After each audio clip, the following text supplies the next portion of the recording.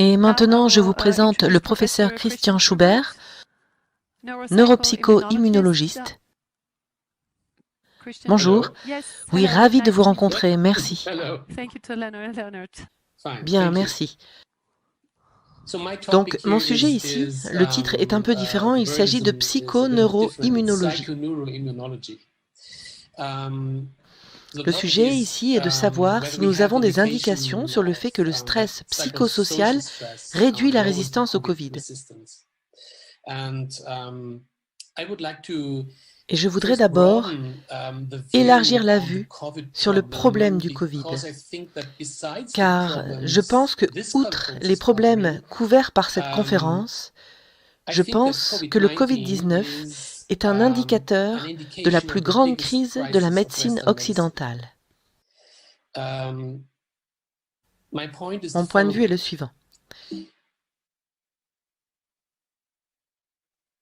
Prochaine diapositive, merci. La médecine traditionnelle occidentale comporte plusieurs erreurs épistémiologiques, des erreurs scientifiques. Par exemple, le dualisme. Le dualisme est la séparation du corps et de l'âme dans l'existence humaine, de sorte que l'âme n'est pas importante.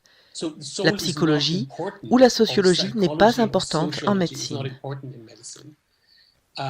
Je suis sûr que le contraire est le cas, comme je vais vous le montrer dans mes diapositives.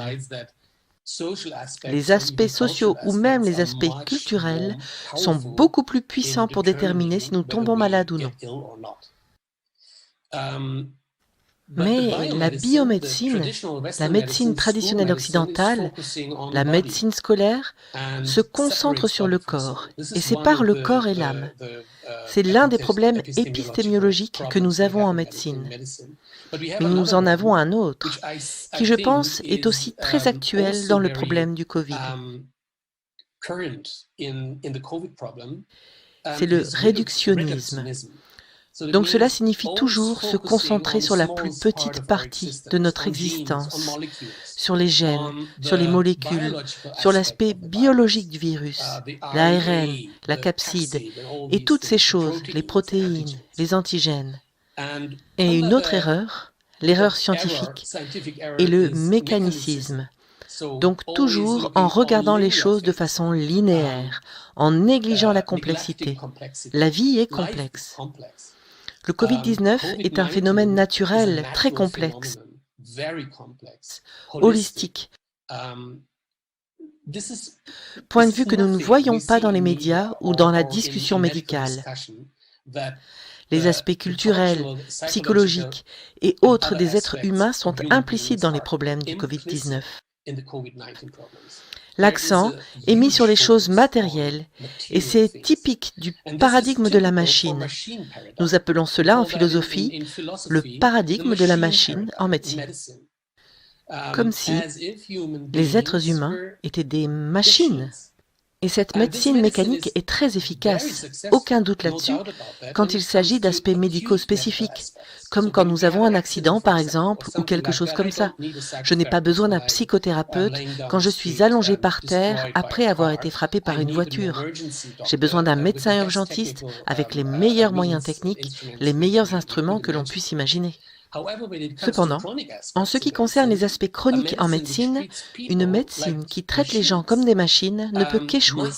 Et la biomédecine, la médecine traditionnelle occidentale, échoue lorsqu'il s'agit de maladies chroniques, comme le cancer, comme les maladies auto-immunes, les aspects psychiatriques comme la dépression et l'anxiété, la psychiatrie biologique et ainsi de suite. Et maintenant, nous sommes confrontés à quelque chose qui n'est pas seulement matériel, c'est davantage un phénomène biopsychosocial. Donc, la psychoneuroimmunologie est un domaine de recherche moderne en médecine psychosomatique, qui pour la première fois de l'histoire médicale fait le lien entre les aspects immatériels de notre existence et des faits concrets, démontrables en laboratoire, sur le système immunitaire. Jusqu'au noyau, le noyau cellulaire de notre corps, le gène, l'épigénétique et de la psychoneuroimmunologie. Donc, il y a des interdépendances entre d'un côté le système nerveux, le système endocrinien, le système immunitaire, et de l'autre, l'impact des aspects psychologiques et sociaux, facteurs immatériels sur ces systèmes matériels biologiques. La diapositive suivante est le modèle biopsychosocial. Donc, 2 diapositives plus loin, s'il vous plaît. Oui, c'est le paradigme biopsychosocial que George Engel a publié en 1977. Cette nouvelle idée philosophique, épistémologique,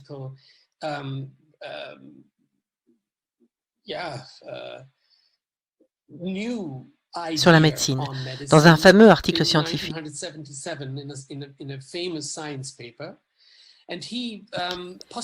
Il postule que l'existence humaine est bien plus que biologique.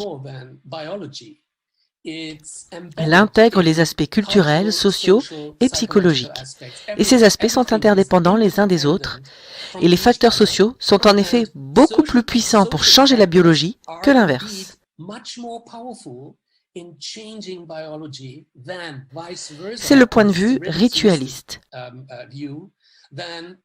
Alors que les gènes ou les phénomènes biologiques ne peuvent pas changer la psychologie ou même les sociétés.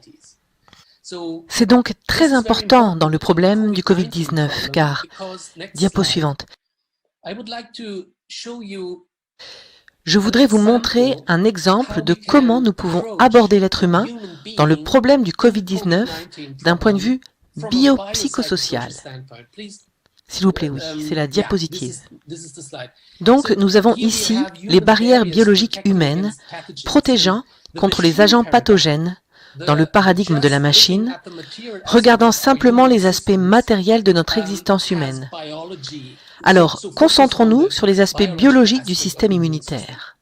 Donc, nous avons des cellules immunitaires qui attaquent les antigènes, les organes immunitaires, les tissus immunitaires, les molécules transmettrices comme les cytokines. C'est donc la partie machine de notre existence dans un paradigme mécanique hautement centré et focalisé. Cependant, dans la problématique du Covid-19, on constate que les États, la médecine et les médias ne se concentrent pas sur le système immunitaire psychologique. Pourtant, nous avons un système immunitaire psychologique actif. Nous l'appelons système immunitaire comportemental. Comme le dégoût, par exemple. Quand il y a une substance pourrie dans la rue, comme un oiseau mort, nous n'allons jamais nous approcher de cet oiseau, ni même le toucher ou le mettre en contact avec notre visage. Nous avons donc un système immunitaire psychologique naturel, qui peut être beaucoup plus puissant que le système immunitaire biologique en ce qui concerne la partie anti-ritualiste, holistique, du paradigme biopsychosocial. Car les phénomènes psychologiques sont beaucoup plus complexes que les phénomènes biologiques, donc aussi plus puissants. Et la distanciation sociale est quelque chose de naturel. Nous n'avons pas besoin de lois pour nous éloigner socialement. Nous sommes socialement distants quand nous voyons quelqu'un qui est malade. Donc il ne fait aucun doute que nous avons une immunité biopsychosociale naturelle, et pas seulement les cellules immunitaires, les cytokines et tout ça. Et le virus est lui aussi biopsychosocial. En quelques minutes ou en quelques heures, le Covid, le virus SARS-CoV-2, est passé d'un aspect purement matériel dans notre monde à un symbole, à un pathogène biopsychosocial. Car les médias, la peur et l'anxiété ont ajouté au virus biologique un côté immatériel. Le virus devient un symbole. Et ce symbole, d'un point de vue biopsychosocial, est beaucoup plus dangereux que le virus biologique. Les conséquences de la peur, de l'anxiété associées au virus sont bien plus mortelles que le simple virus biologique. Et ce n'est que l'aspect actuel, les moyens, les mesures prises par les États comme le confinement, les problèmes sociaux, les pertes d'emploi, les problèmes existentiels, etc., tuent des gens. Nous avons donc un virus psychosocial et c'est pour moi la plus grande crise de la médecine occidentale. Donc maintenant, c'est juste comme un test de résistance. Donc nous avons eu la détresse du système bancaire en 2008 et maintenant, nous avons le test de résistance de la biomédecine, la médecine scolaire, la médecine traditionnelle occidentale, et c'est un scandale. Un scandale médical auquel la médecine est maintenant confrontée.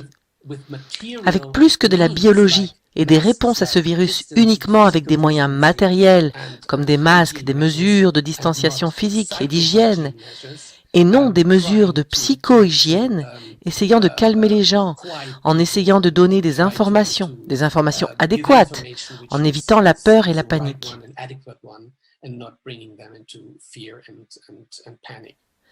Prochaine diapositive, s'il vous plaît.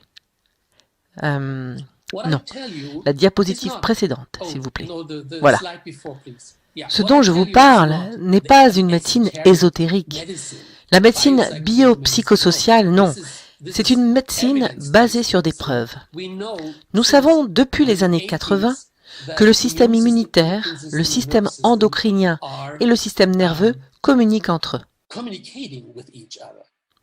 En effet, quand un système immunitaire libère des cytokines, par exemple en raison d'une infection virale, ces cytokines traversent la barrière hémato-encéphalique et déclenchent dans le cerveau ce qu'on appelle le comportement de maladie.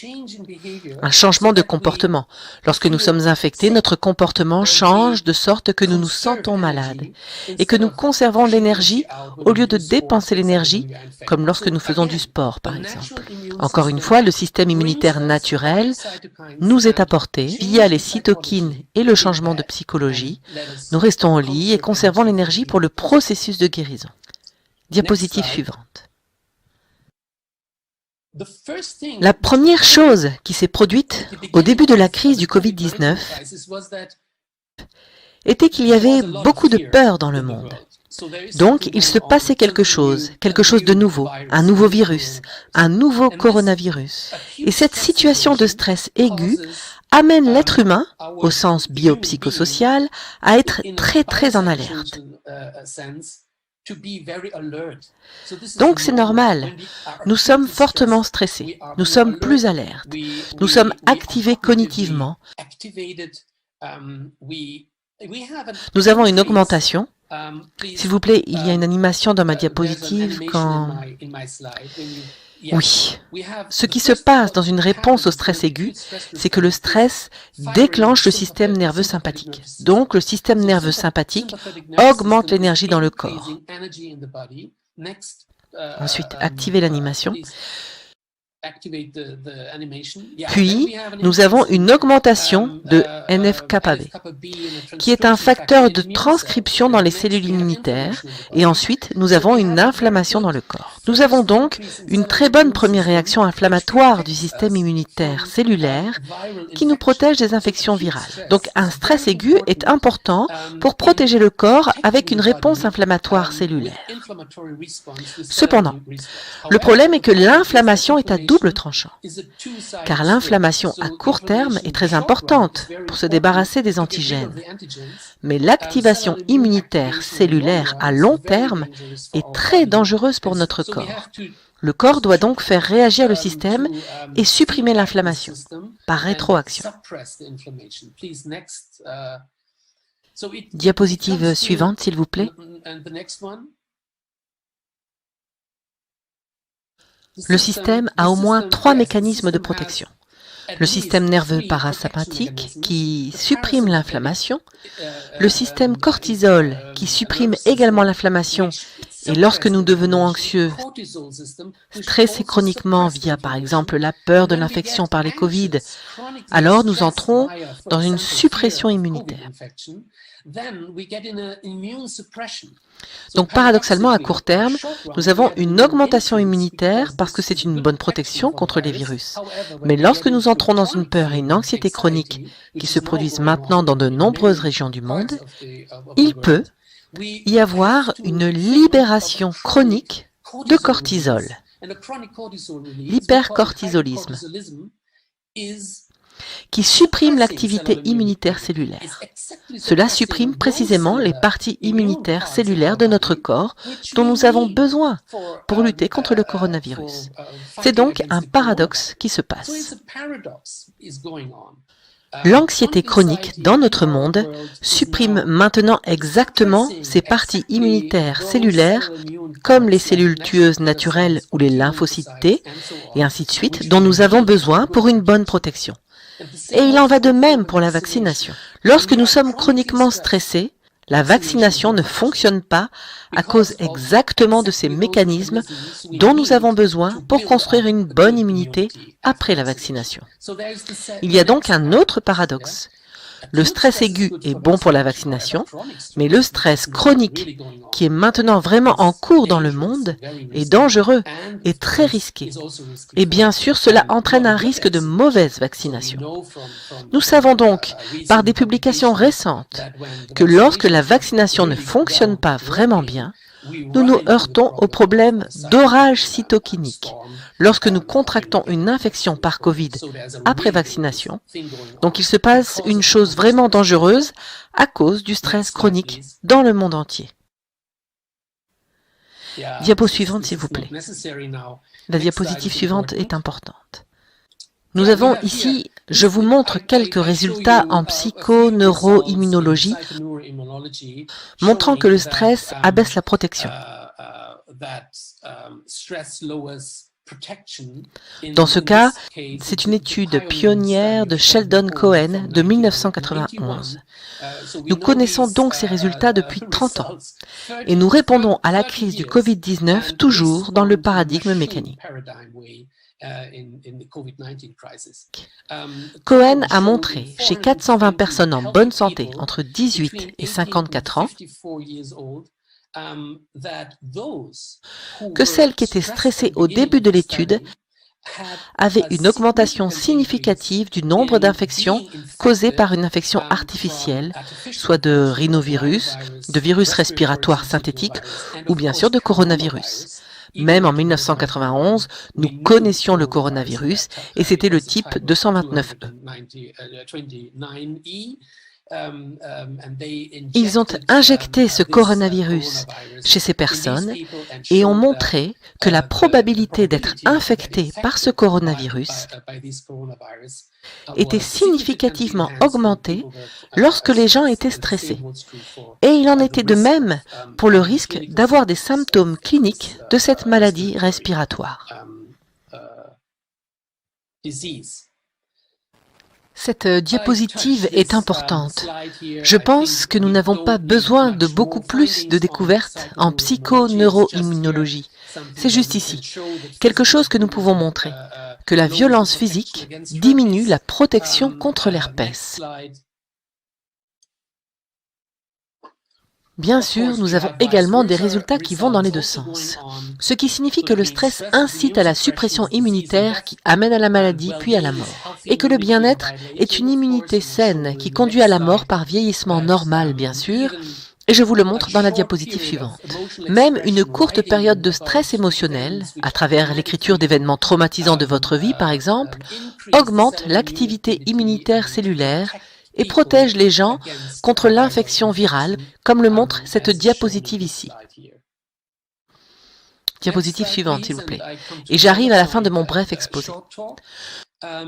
Nous savons maintenant, à partir de très nombreuses études et méta-analyses sur le stress chronique, que nous avons de gros déficits immunitaires et des conséquences cliniques associées au stress chronique. Et j'ai énuméré ici plusieurs faits concrets sur la suppression immunitaire.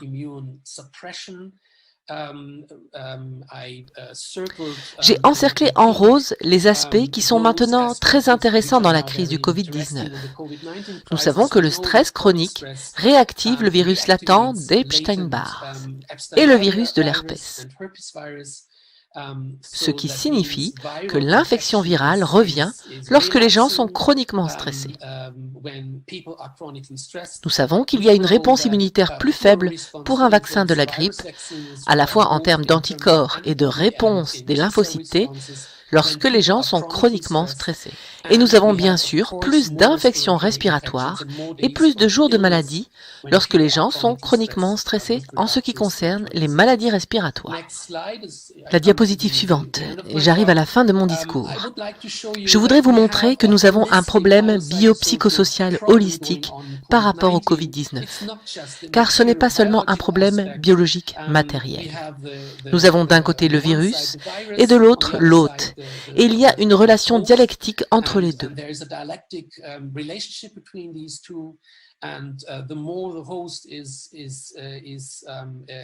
Et plus l'hôte est dans la peur et l'anxiété, plus il est immunodéprimé et bien sûr est sujet à une infection grave.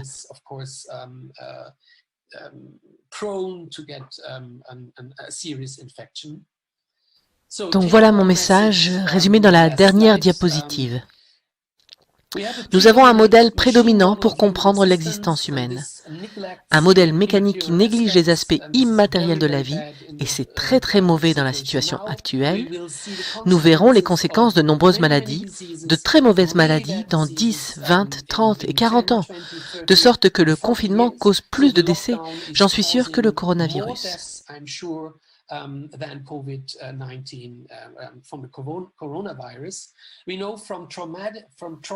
Nous savons, d'après les études de traumatologie, que les enfants âgés entre 0 et 18 ans, qui dans cet intervalle ont eu 6 expériences traumatisantes et plus, des expériences négatives dans l'enfance comme le divorce, la perte d'emploi des parents, un suicide dans la famille, un abus émotionnel, physique, sexuel et ainsi de suite, tout ce qui se passe maintenant dans les confinements, 6 et plus de ces expériences négatives pendant l'enfance causent 20 ans de perte de vie. Et c'est donc une réponse du système immunitaire, c'est une réponse aux maladies physiques.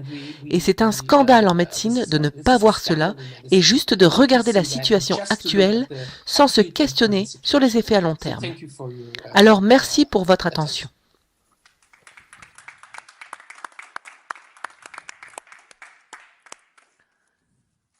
Merci beaucoup, professeur Schubert. C'est vraiment un aspect totalement sous-considéré dans le Covid-19. Je suis très heureuse que vous ayez apporté cela.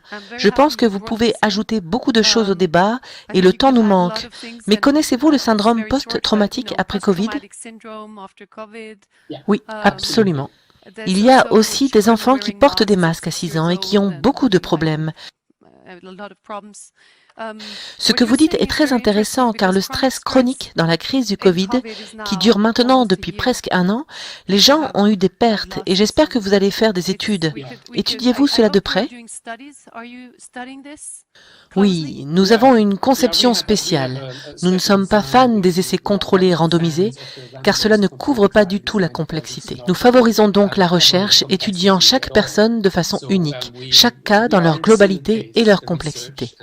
Nous examinons donc maintenant des personnes en bonne santé qui ont peur de la Covid-19 et examinons les aspects dynamiques et complexes des interdépendances biopsychosociales, ce qui en est la cause, qu'est-ce que l'anxiété fait avec le système immunitaire chez les personnes en bonne santé et chez les personnes malades avec des maladies auto-immunes chroniques.